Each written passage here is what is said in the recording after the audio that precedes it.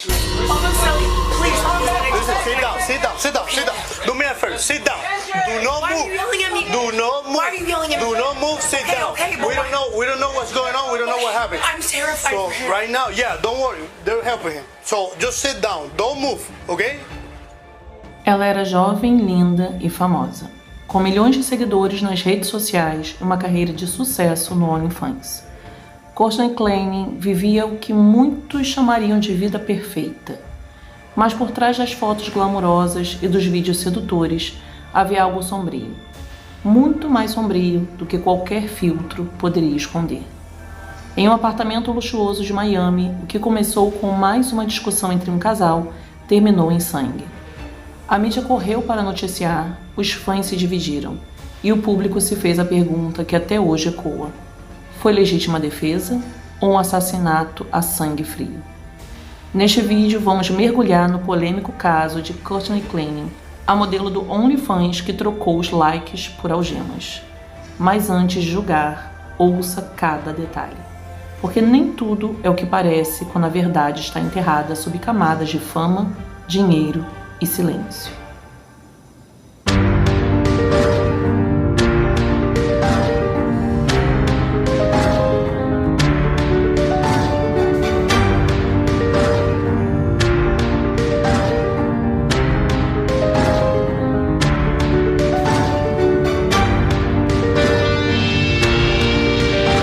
Você pagaria por fotos de alguém que mais tarde acabaria sendo acusado de assassinato?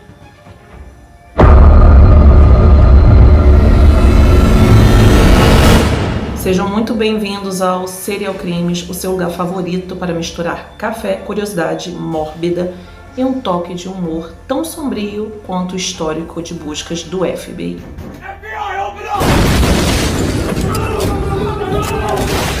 E hoje a gente vai falar sobre um caso que é praticamente um enredo de B-movie, com roteiro de filme de terror. Kourtney Klayne, uma modelo influencer, estrela do OnlyFans e acusada de matar o próprio namorado. E aí eu te pergunto, o que acontece quando os feeds de fotos quentes escondem o histórico de violência, brigas e uma cena de crime digna de uma série policial? Será que o crime foi passional? Legítima defesa? Ou a fama subiu a cabeça de vez? E mais importante, será que os seguidores dela continuaram pagando a assinatura depois da prisão? Você vai descobrir tudo isso e muito mais. Mas antes, já sabe, se inscreve aqui no canal, ativa o sininho e prepara o espírito, porque o caso de hoje é tão absurdo que até o algoritmo do YouTube pensou 2 vezes antes de recomendar. Vem comigo, porque agora a gente mergulha no crime de Kourtney Klayne, onde a beleza é mortal e o glamour pode acabar atrás das grades. Era 3 de abril de 2022, um domingo que parecia como qualquer outro. Mas nesse dia aconteceu um episódio extremamente confuso, porque Kourtney assassinou seu namorado, Christian Ombuseli, de 29 anos. Isso ocorreu num luxuoso apartamento que ambos compartilhavam na cidade de Miami. Segundo a investigação, descobriu-se que Christian perdeu a vida devido a uma facada no peito, uma faca de cozinha. E isso teria sido por apenas uma briga doméstica. Essa ferida perfurou uma artéria, o que causou a sua morte. Momentos antes desse assassinato, Kourtney Klayne teria feito uma transmissão ao vivo pelo Instagram e não havia nada de estranho nessa transmissão. Era uma live que ela já havia feito pouco antes de perder a razão, como as outras milhares de lives que faz constantemente para seus seguidores. 1 hora depois da transmissão ao vivo, o número de emergência 911 recebeu uma chamada de emergência de Kourtney Klayne. Nessa chamada ela disse: "Meu namorado está morrendo". Ela gritava histericamente durante essa chamada e também disse: "Por favor, Deus, por favor, venham salvar meu namorado". A Kourtney nasceu em Austin, no Texas, em 1996 e desde muito cedo ela já havia tido alguns problemas com a lei. Ela tinha uma personalidade forte e desafiadora, o que fazia com que causasse muitos problemas. E em 2020, por dirigir em excesso de velocidade e ainda estando bêbada. Seu nível de álcool no sangue era 3 vezes superior ao limite permitido.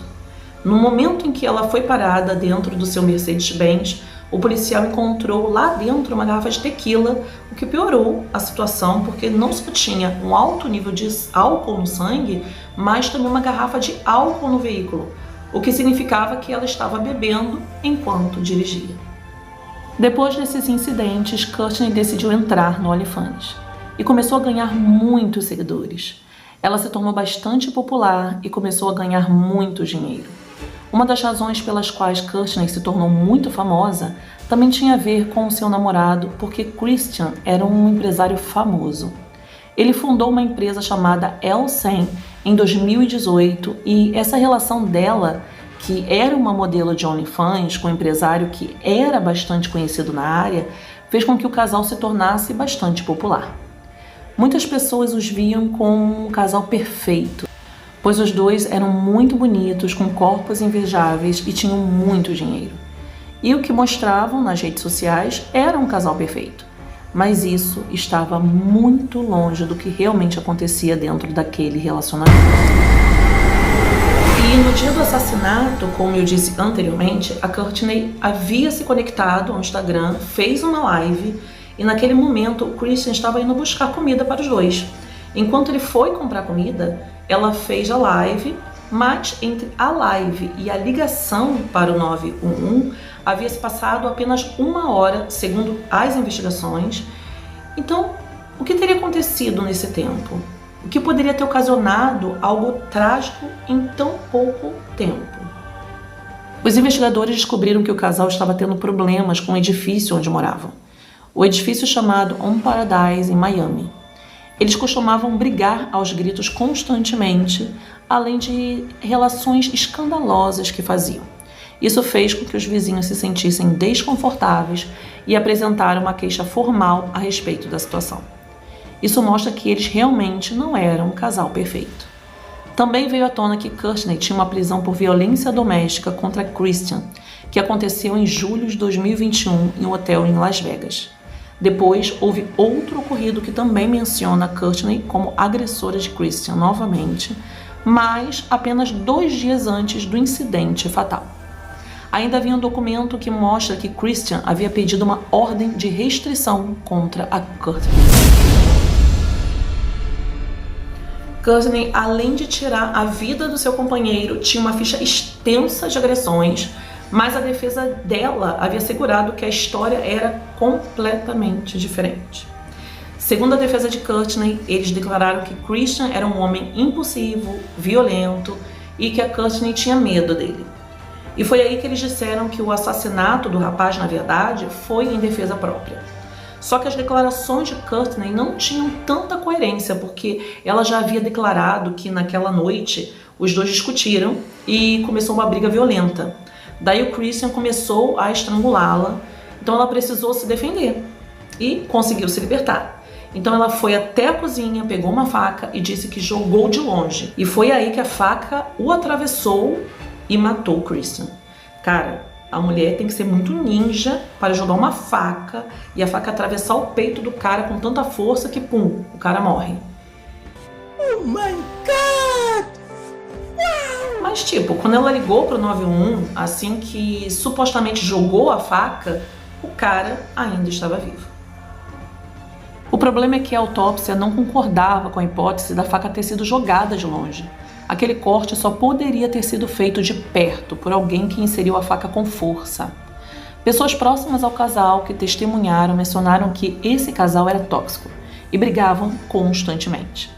E a própria chamada para o 911 tinha também informações bastante relevantes, porque se ouvia Courtney chorando, mas de longe se ouvia Christian dizendo: "Estou morrendo, não consigo sentir meu braço." E Courtney ao mesmo tempo dizia: "Me desculpe, bebê."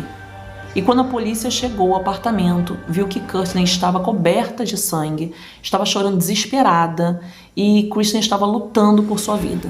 Eles o levaram ao hospital mais próximo, mas, infelizmente, um pouco depois, ele havia falecido. Tá, agora vamos supor que os dois nesse relacionamento tivessem culpa. Ambos seriam agressor e vítima. Em várias situações, os dois agrediram e foram agredidos. Então, de quem seria a culpa dessa vez? Courtney se defendeu ou apenas atacou? Bem, o que importa é que quem morreu foi o Christian.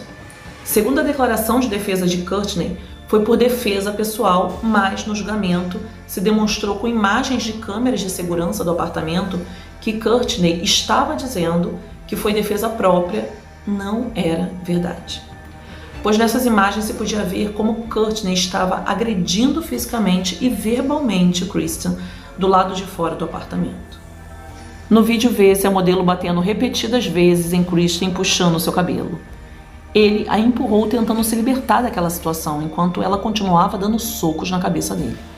Quando as portas do elevador finalmente se abriram, Christian tentou se afastar, mas ela continuou seguindo o rapaz, ainda tentando bater nele. Isso obviamente colocava Courtney na posição de abusadora dentro do relacionamento e também responsável pela morte, que não foi legítima defesa, porque com essas evidências não se via que Christian havia sido agressor. Outra coisa descoberta na investigação era que o telefone de Christian havia fornecido informações muito relevantes sobre esse relacionamento.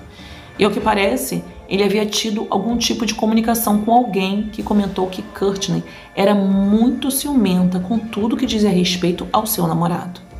Ao que parece, em uma ocasião, Christian havia cumprimentado uma mulher quando estavam passeando de bicicleta e ela o agrediu por isso. Também havia outras mensagens onde ela reclamava coisas de Christian ou Christian se desculpava e Courtney respondia com mensagens que diziam, por exemplo, cala a boca ou vou acabar com você, idiota. Ou seja, que ao que parece, ela era mais agressiva naquele relacionamento. E ainda havia outra mensagem de texto, e essa mensagem chegou a vazar nos meios de comunicação, e era uma mensagem de Christian em 19 de outubro de 2021. E nessa mensagem ele dizia que a perna dele estava doendo muito porque ela o havia apunhalado com uma faca e que ele mal podia caminhar. A mensagem dizia: o louco de tudo isso é que ontem, quando você me apunhalou na perna e viu quanto me doía e eu não podia caminhar, você dizia que desejava poder tirar a dor de mim, que desejava ter sido você e não eu. Gente, que doentio. Já dá pra ver que ela era meio dodói da cabeça, né? E embora possamos dizer que os dois eram tóxicos, era óbvio que ela era a maior agressora, a mais manipuladora, a mais agressiva e a que constantemente estava buscando brigas com o Christian. Os promotores também apresentaram imagens das mãos e dos pés ensanguentados de Courtney, calças de moletons manchadas de sangue e as imagens de uso forense que foram tiradas do interior do apartamento onde ele havia sido assassinado.